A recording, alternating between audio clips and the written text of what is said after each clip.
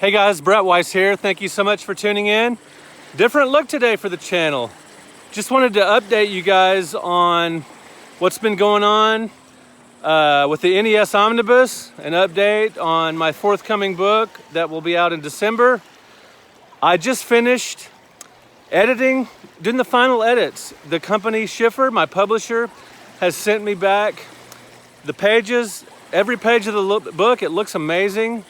But I did make some changes to it that I sent them back. I finally got that after working 12 and 16-hour days over several days. You know, just filling in blank spaces here and there, making corrections here and there. And there were just things, I want to make this book as good as it can be, as perfect as it can be. And I found there were a couple of pretty big errors, which is why you edit, which is why you go through this. This is why you spend hours and hours and hours poring over a book before you submit it, you know, the final manuscript, the final edits. That's why you do it, because you find some mistakes. It's just inevitable.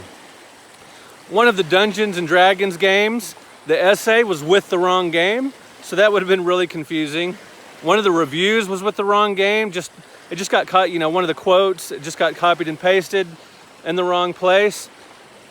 You know, stuff happens, it's human, but when the book comes out, all that stuff will be corrected because I've been going over these pages again and again and again. Well, right now I'm taking a much needed break from that, and I want to talk about some stuff that's been going on in the world too, and you know, just pop culture stuff and whatnot. Just kind of what's going on. So I'm at Lake Whitney State Park outside of Waco, Texas. Beautiful park. Been having a great time swimming and sunning and just hanging out, and I thought this would be a fun place to take a video.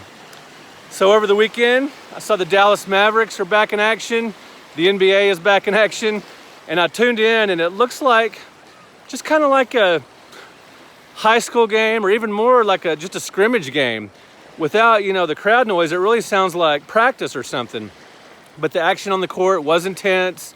The Mavericks did lose in overtime.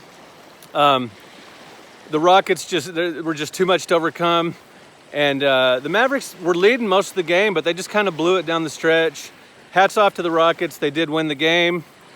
So that was nice, watching that at the hotel last night. And what else has been going on? It is good to see the NBA back in action. I'm a big basketball fan. Let's see. So I saw in the news that Trump wants to make TikTok, he wants to ban TikTok through an executive order. That's, to me, I don't want to get into politics here in general and, you know, talk about the president for a long time. This isn't a political channel, but it is talking about TikTok. I do have a TikTok page or channel or account, however you want to say it, where I do retro gaming stuff. I'm going to put a link here in the description of this video if you want to check me out on TikTok. Just doing short videos and that kind of stuff. Oh, nice little speedboat going by. Anyway, so Trump wants to, you know, in a war, you know, basically we've been at war with China for decades. Now it's not, you know, an arms war. It is a Cold War of sorts, because it's a cyber war. It's, you know, not only does China steal our intellectual properties, they steal data on, you know, American citizens, personal information, perhaps account numbers, whatever. And and TikTok is a Chinese app, and to prevent China from getting our information, you know, users' information, he wants to ban it with executive order. I don't think that's the American way. I think you do fight the battle, you do fight the war, the cyber war. You do it through, you know, technological means, through peaceful means, you know, relatively peaceful, at least without arms.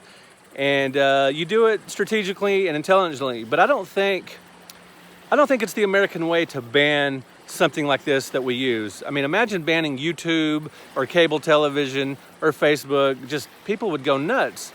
And so many TikTok users are under 20, and I think it would turn younger voters, or potential younger, you know, in the future, you know, there's going to be voters, perhaps many of them are now.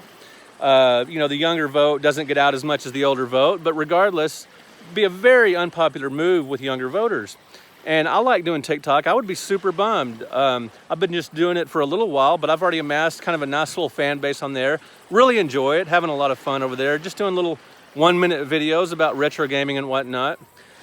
Anyway, so I don't think that's the American way. So what else has been going on? I saw someone do a rant about how YouTubers, YouTube gamers, content creators, once they're in their 40s and 50s, should not have been doing YouTube, which is kind of crazy because, you know, those of us in our 40s and 50s, which would be me, we grew up around this stuff. You know, we go back to the beginning in some cases, and like me, almost back to the beginning. This is where you get your history, you know, who was there, you know, I was there at the beginning, close to the beginning of video games. And, you know, some people find that interesting, some people don't. If that's not your thing, that's fine.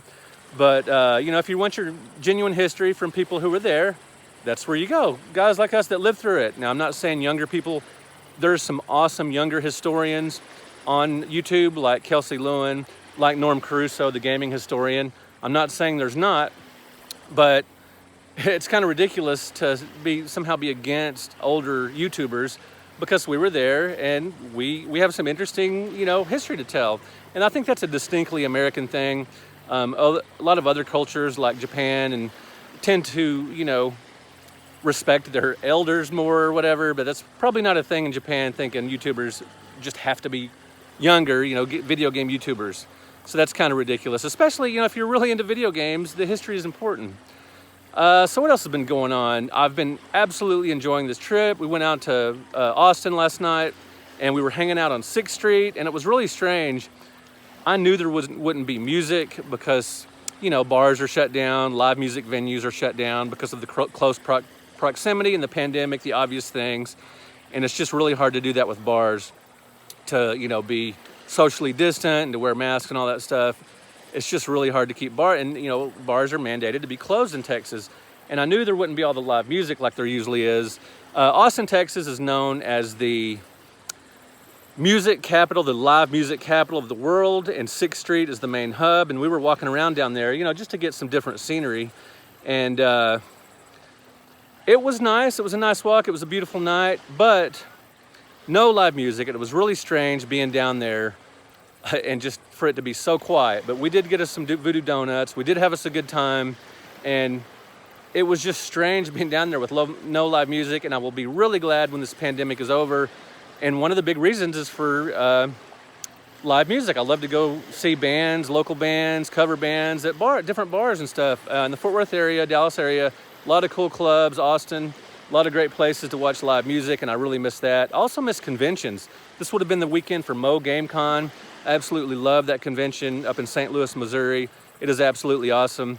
And I hope video game conventions, Retropalooza recently canceled, and that is very understandable. I totally get it. You just, a big video game convention with thousands of people, very difficult to do social distancing, totally understandable. But I do hope gaming conventions come back sooner rather than later. Retropalooza, which was going to be in October, has canceled. Classic Game Fest in Austin still hasn't canceled yet, and that's in October as well. We'll see what happens with that. And then I guess there's slight hope for the Houston Arcade Expo to still happen. That's in November. Houston, Texas. We will see what happens. I look forward to gaming conventions to come back, but only safely and responsibly. All right, guys, thank you for watching this rambling video. I'm gonna get back in the water, have a good time, and I hope you guys are, you know, taking some time off this weekend and having some fun. Really enjoying. Just my wife and I came down to Austin, just us. Great getaway. Hope you guys are having a good time as well. We will talk to you guys later. Peace out.